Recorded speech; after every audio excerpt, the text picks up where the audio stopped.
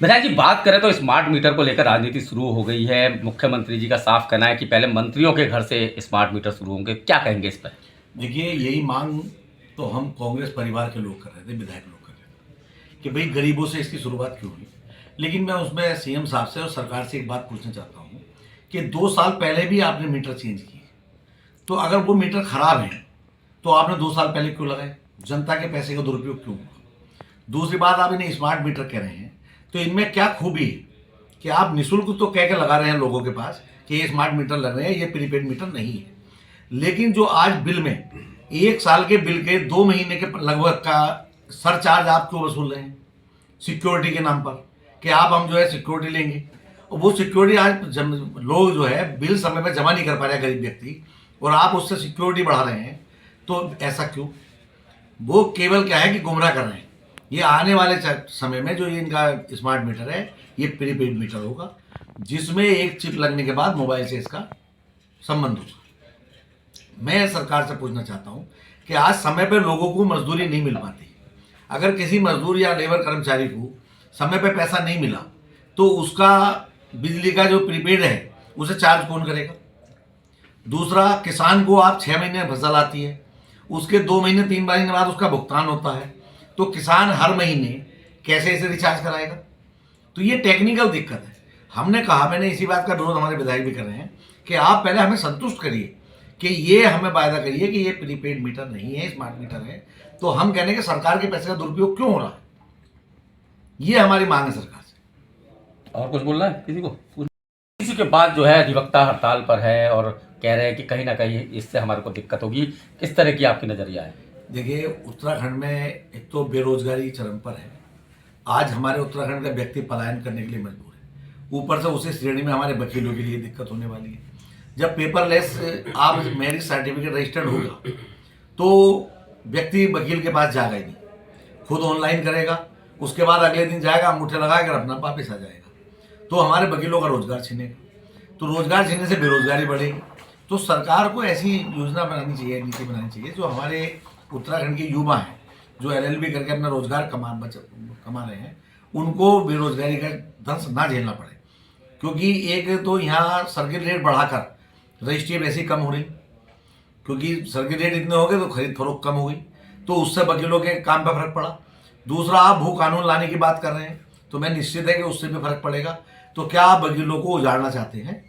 तो इसलिए हमारा कहना है कि ऐसी योजनाएं बने जिससे उनका रोजगार प्रभावित ना हो। बात करें विधायक जी, तो यूसीसी के पक्ष में है आप?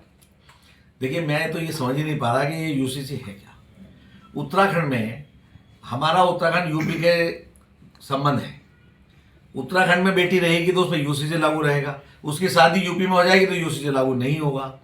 फिर यूसीसी है ही कहाँ? जो एसटी हमारे क्षेत्र हैं, जो रिजर्व क्षेत्र हैं, वो उससे निकाल दिए गए। तो एक उत्तराखंड में यूसीसी का मतलब एक उत्तराखंड में एक कानून हो। तो जब उत्तराखंड में एक कानून ही नहीं बना पा रही है, तो वही यूसीसी क्या हो गया? भाई, समानता नागरिक तो तभी रहेगा ना कि आप सबको एक साथ लाओ।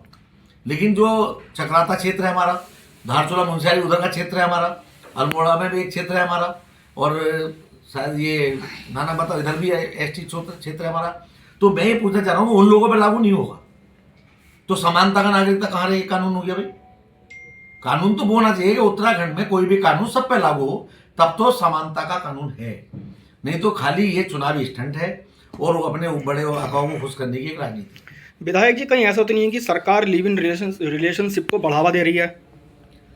देखिए, ये उत्तराखंड पहले ऊर्जा प्रदेश इसे कहते थे और धार्मिक नगरी हमारा, क्योंकि भाई सारे हमारे धार्मिक स्थल उत्तराखंड में। लेकिन इस चीज़ की मान्यता देकर हमारे युवाओं में गलत मैसेज जा रहा है कि भाई हम इसकी परमिशन देंगे तो क्या संभव है कि जो हमारी धार्मिक नगरी है वो पवित्र रहेंगी? हम कहते हैं कि ऐसे कानून क्यों लाए जाएं जो हमारे युवाओं में एक गलत प्रवृत्ति पैदा हो। तो चाहता हूं कि सरकार बिना सोचे समझे, बिना चर्चा किए ये अंधाधुंध केवल कानून ला रही है, और जिसका दुष्परिणाम सरकार को भुगतना है। इस तरह की व्यवस्था है। देखिए, जो महाकुंभ हिंदुओं की आस्था का कुंभ है, उसमें कोई राजनीति नहीं होनी चाहिए। मैं भी एक सनातन धर्म से मैं आस्था रखता हूँ, हम उसी के तहत गए। लेकिन जितनी जनता वहाँ जा रही थी उस हिसाब से वहाँ व्यवस्था नहीं। शौचालयों का अभाव था, जो गंदगी का अंबार हुआ था, क्योंकि लोग भाई जो कुछ ऐसी चीज़ें हैं कि आदमी उसको जाएगा, सोच के लिए जाएगा। तो जनता को अगर इन्हें पता था कि इतने करोड़ आदमी आने हैं, जैसा इन्होंने पहले आपके चैनलों के माध्यम से दिया, तो इन्हें इतनी व्यवस्था करनी चाहिए। और लोगों को बहुत किलोमीटर तक पैदल चलना पड़ा। खैर हमें तो भाई विधायक होने के नाते समझिए, जो भी हमें नहीं चलना पड़ा, लेकिन हमने आम जनता को देखा कि 20-20, 25-25 किलोमीटर पैदल चले, और जिनको मतलब कष्ट तो हुआ ही होगा। तो लेकिन आस्था के नाम पर लोग जा रहे थे, इसलिए कष्ट को भूल गए।